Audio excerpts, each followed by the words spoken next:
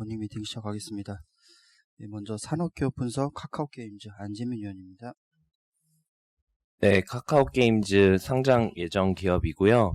9월 초에 이제 상장 예정입니다. 이제 내일부터 수요 예측 들어가는 업체이고요. 일단 주요 이제 업무는 카카오에서 게임 컨텐츠로 담당하는 자회사입니다. 모바일 게임하고 PC 게임 이제 개발하고 퍼블리싱 같이 하고 있는 상황이고요. 이 회사의 경쟁력은 한 4가지 정도로 저희 보고 있습니다. 많이 아시겠지만 카카오 게임하기, 그리고 이제 게임에 보시면 포 카카오라고 이제 붙는 이 사업을 이제 운영하고 있고요. 이게 이제 아무래도 카카오톡과 연계해서 모바일 게임의 마케팅이 가능하기 때문에 이런 부분들이 이제 중소개발사들 입장에서는 카카오 게임즈랑 퍼블리싱을 같이 할 수 있는 상황입니다. 그리고 두 번째가 PC 게임 퍼블리셔로서 국내뿐만 아니라 글로벌에서 좀 몇 가지 게임들을 성공을 시켰는데요. 잘 아시는 대로 배틀그라운드 이제 국내 서비스를 카카오 게임즈가 하고 있고, 검은 사막 북미 유럽 서비스, 아케이지 한국 이런 것들의 이제 서비스들을 하고 있는 상황입니다. 세 번째가 이제 개발사를 이제 자회사로 몇 가지 가지고 있는데요. 프렌즈 게임즈라고 해서 이제 카카오 IP, 이제 캐릭터들을 활용한 게임들을 이제 주로 개발하는 업체가, 자회사가 있고, 그다음에 엑셀 게임즈라고 기존에 아키에이지라는 게임을 만들었고, 이제 예전에 NC소프트 리니지하고 바람의 나라라는 게임을 개발했던 송재경 대표가 있는 회사인데, 이를 올해 초에 인수를 했습니다. 그래서 카카오가 기존에는 퍼블리싱 중심의 회사였는데 이제 개발력도 좀 갖췄다라고 보고 있고요.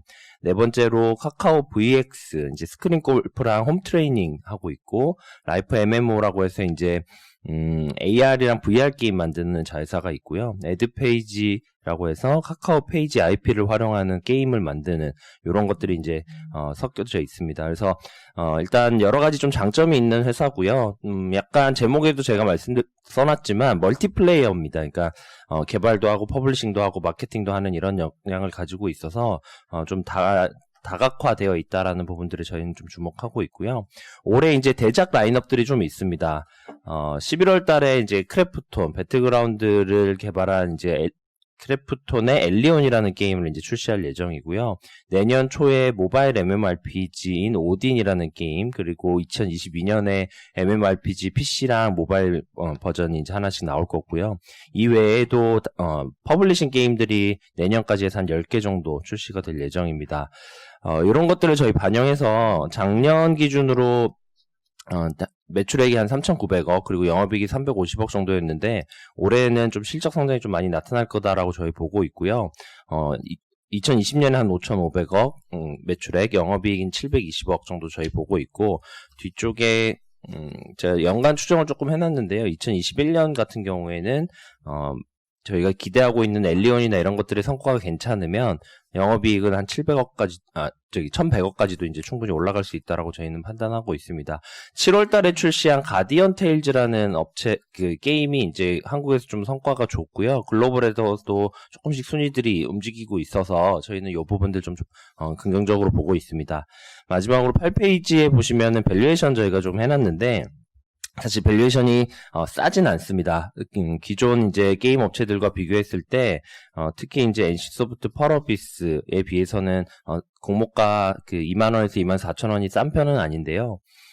일단 실적 성장하고 아까 말씀드렸던 좀 특이한 구조, 그러니까 퍼블리싱과 카카오를 마케팅으로 활용할 수 있다라는 부분들, 그리고 최근에 이제 IPO 시장이 워낙 좀 좋다 보니까 이런 부분, 그리고 2021년의 실적 성장, 이런 것들 비교하면 그래도 충분히 좀 오버슈팅 가능하지 않을까 싶고요. 이 회사가 크래프톤의 지분을 또 한 2% 정도를 보유를 하고 있습니다. 그래서 이런 부분들도 오히려 좀 주가에는 좀 긍정적인 영향을 미치지 않을까라고 저희 판단하고 있습니다. 이상입니다.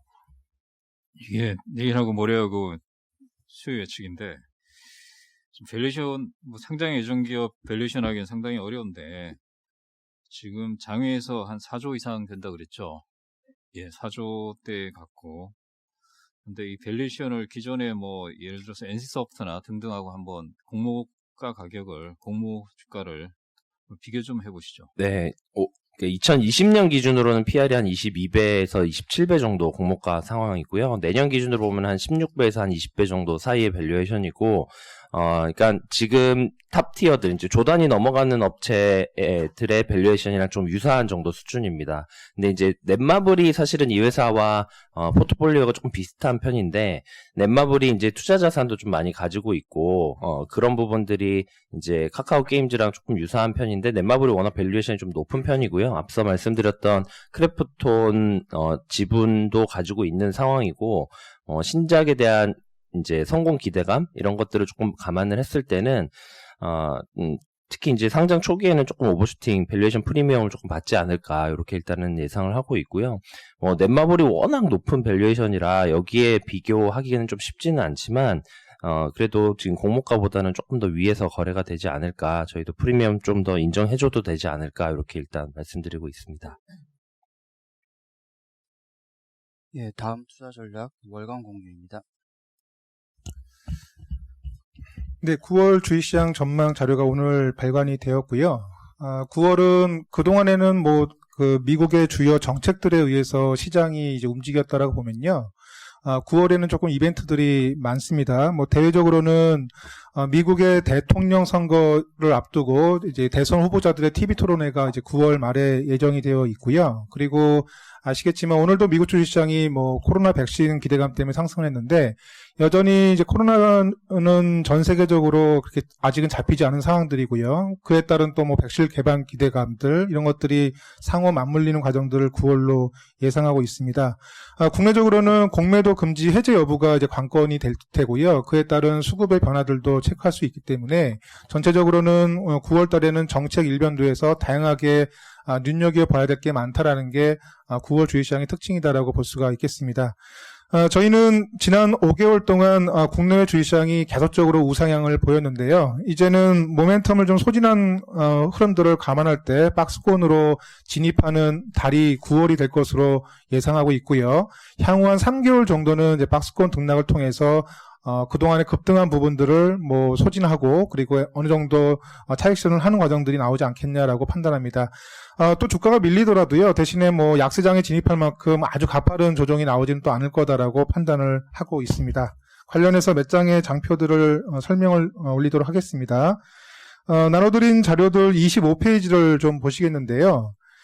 지금 S&P 500 지수의 적정 가치를 구해보면은 3,750포인트 정도가 나옵니다. 지금 대비 여전히 300포인트 이상의 상승 여력이 있는 것으로 나오는데요.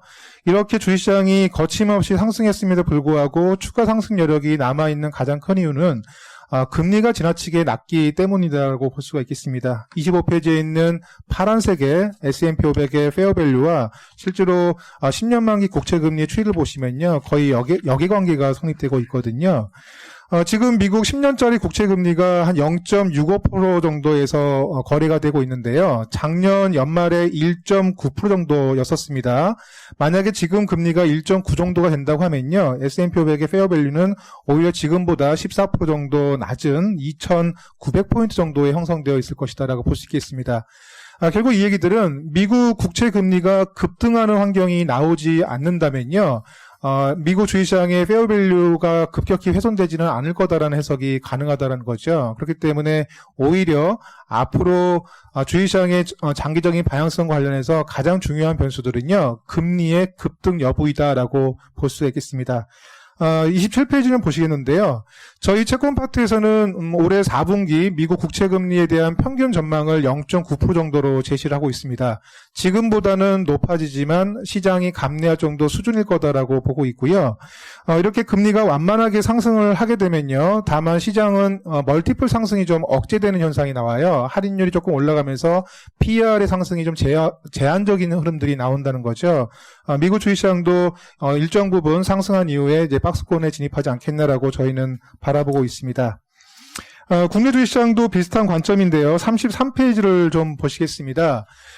채권과 주식의 상대적인 매력도를 보시면요. 한국 같은 경우에는 2012년도 이후부터 계속적으로 주식이 상대적으로 매력적인 영역에 머물러 있는데요. 가장 큰 이유는 우리나라 금리가 추세적으로 낮아지면서 나타나고 있는 현상이다라고 볼 수가 있겠습니다. 결국은 항상 주식이 매력적으로 나오고 있기 때문에 그 안에서의 이제 주식의 모멘텀을 보시는 게 좋을 것 같고요. 지금은 그 매력적인 영역에서 상대적으로 주식의 매력도가 좀 많이 떨어져 있는 상황이다라고 볼 수가 있겠습니다. 향후에 이제 저희가 판단할 때는요, 조금은 뭐 이런 주식의 매력도가 다시 높아져야만이 공격적으로 좀 작은 매수가 나올 것으로 보고 있는데요. 이런 것들을 감안하면은 한국의 일드 갭은 과거 평균 수준에서 이제 플러스 0.5 스탠다드 디비에이션 안에서 머무르지 않겠냐라고 보고 있고요. 이것을 코스피로 환산하게 되면은 대략 2100에서 2400 정도의 레인지가 나온다라고 볼 수 있겠습니다. 하반기 전반적으로 이 정도의 좀 넓은 레인지 안에서 움직일 것 같고요. 다만 이제 수급적인 여건들도 한번 체크해 볼 필요가 있는데요. 다음 페이지 34페이지 보시면요.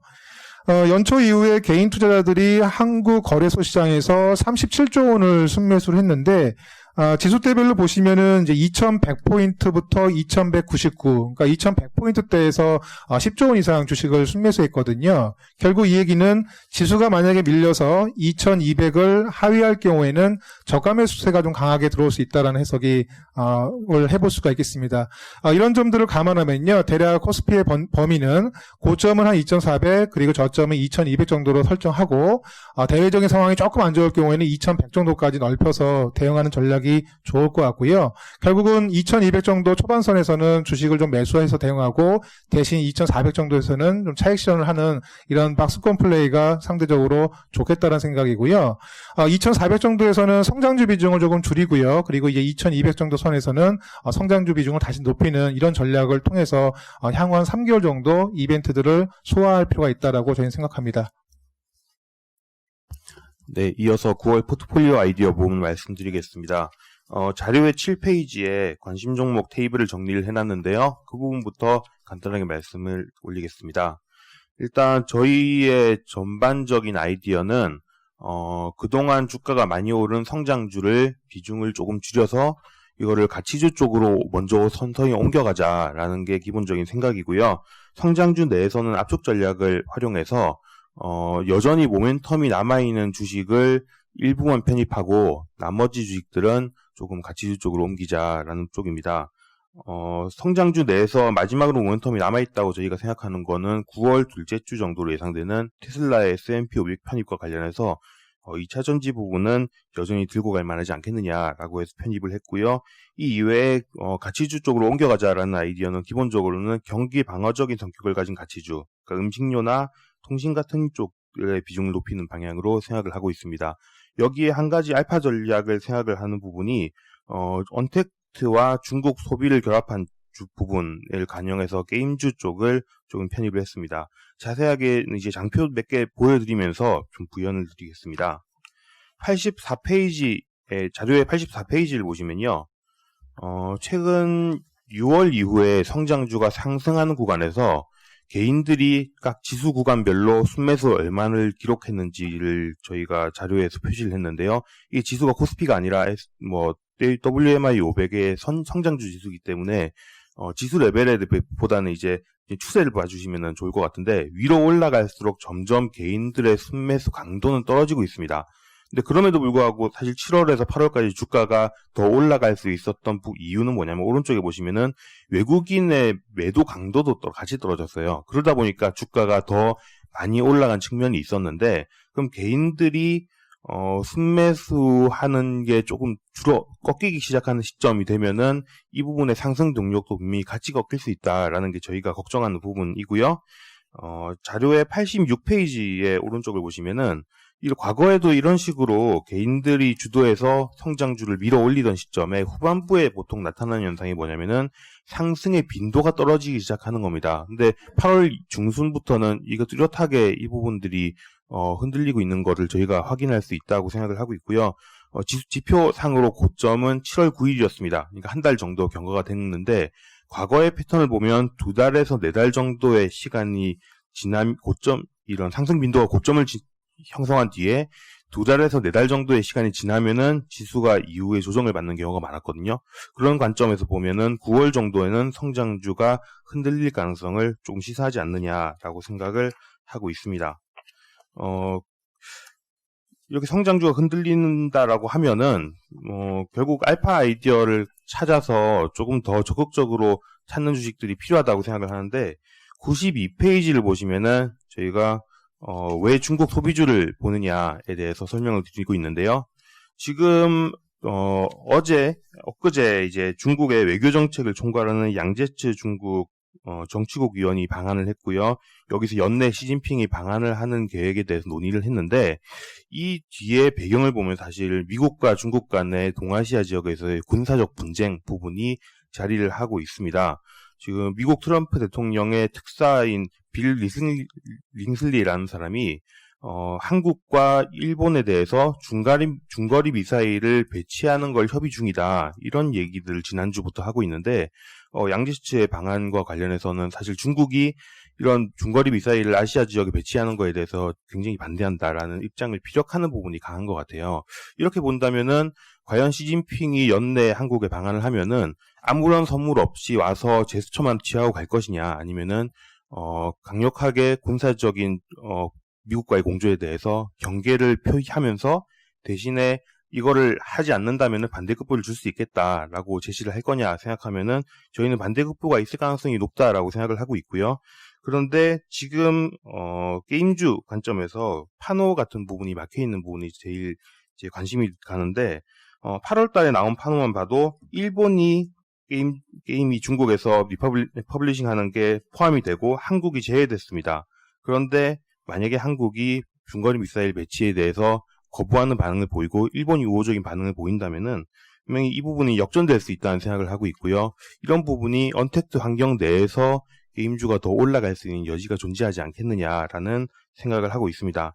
그래서 저희가 관심 종목 포트폴리오를 전반적으로 보시면은 멀티플이 높은 주식들이 많이 줄어들었고요. 낮은 주식들이 많이 편입이 됐습니다. 여기에 대해서 게임주 중에서 넷마블 같은 경우는 멀티플이 높은데 이쪽을 편입하는 게 지금의 컨셉에서 맞느냐 이런 얘기들을 하시는데 두 가지 이유가 있습니다. 첫 번째는 미국의 경우에는 이 성장주 모멘텀이 떨어지고 있는 환경이고 그리고 이와 관련된 주식들은 개인들이 순매수가 굉장히 강했는데 게임주 같은 경우 넷마블 포함입니다. 같은 경우는 중국의 모멘텀이 붙기 시작한다라고 하면 이 부분은 미국의 성장주 모멘텀보다는 연말에 가까울수록 좀 더 힘을 더 받을 수 있는 환경이다라고 생각을 하고 있고요. 두 번째는 이쪽은 개인들이 순매수한 종목이 아니라 연초 이후로 보면은 연기금이 주로 순매수를 한 종목입니다. 그러니까 개인들의 매도 압력이 상대적으로 강하지 않을 수 있다는 점에서 성장주지만 포트폴리오에 편입을 했습니다.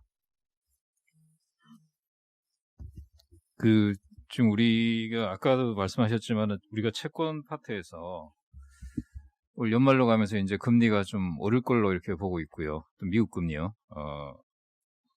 그래서 지금 뭐 미국 10년물 밴드가 대략 한 0.5에서 0.9 정도인데 한 0.9의 그 밴드 상단을 상향도할 가능성도 없지 않아 있다라고 이렇게 보고 있잖아요.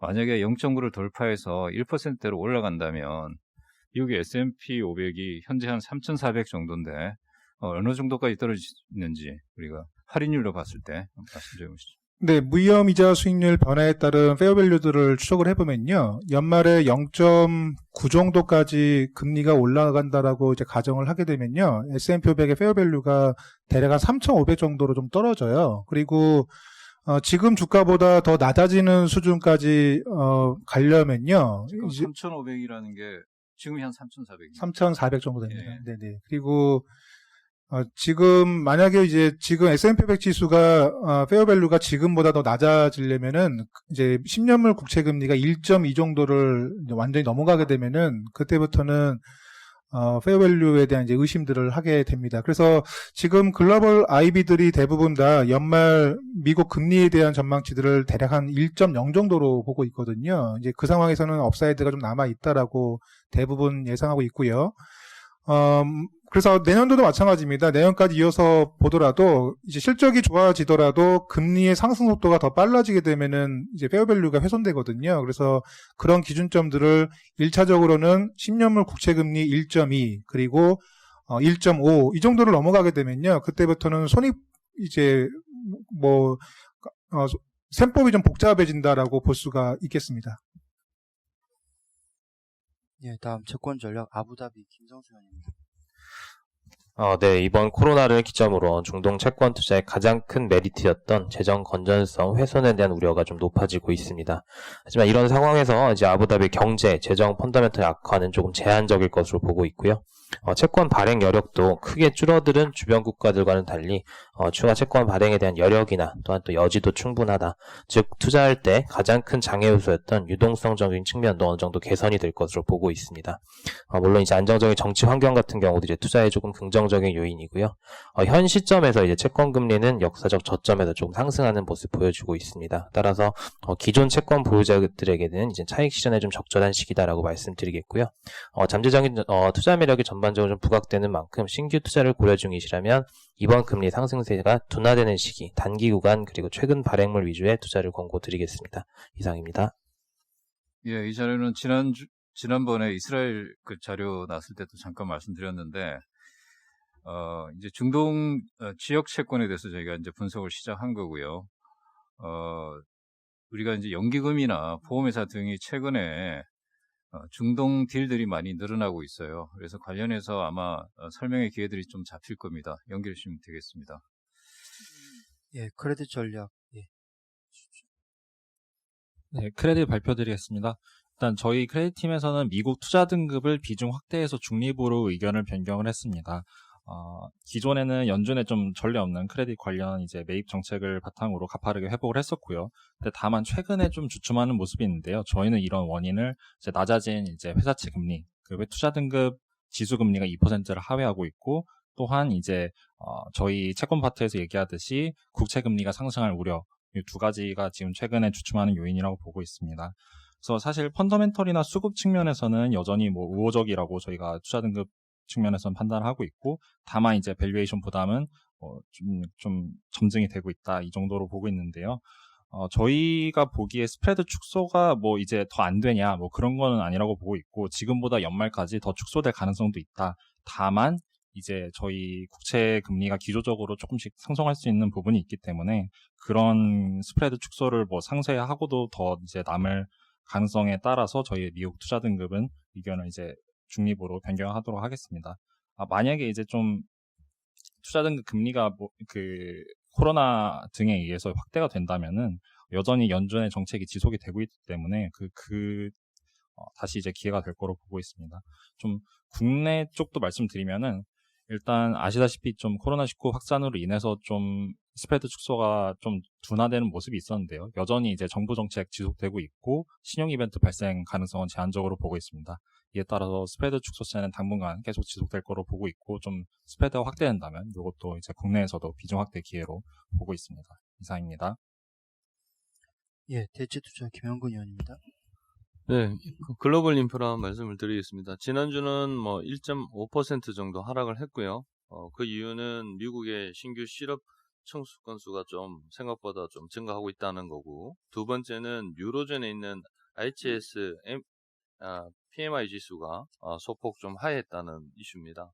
근데 뭐 그래서 제일 많이 빠진 거는 섹터로 보면 수자원인데요. 수자원은 실질적으로 영국하고 미국 비중이 큰데, 영국에 있는 유틸 업체 중에 뭐 고용 유지금이 감소한다 그래서 유틸 전반적으로 악성 부채가 좀 늘어나지 않느냐에 대한 이슈가 생겼습니다. 그래서 좀 많이 하락했다 보면 되고요.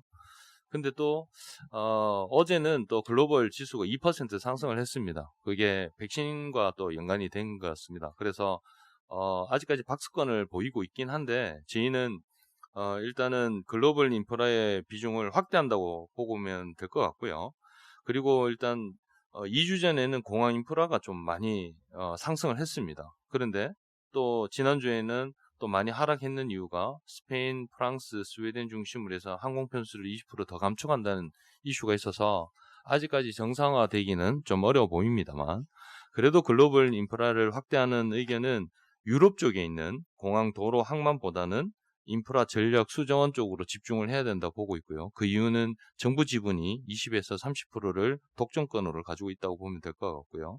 두 번째는 섹터별로 보면은 공항, 도로, 항만보다는 오일앤 가스 파이프라인이 날 것 같고, 그보다는 전력 수자원 우리가 있던 가스 인프라가 더 좋다고 보고 있어서 비중 확대 의견을 계속 제시하고 있습니다. 이상입니다.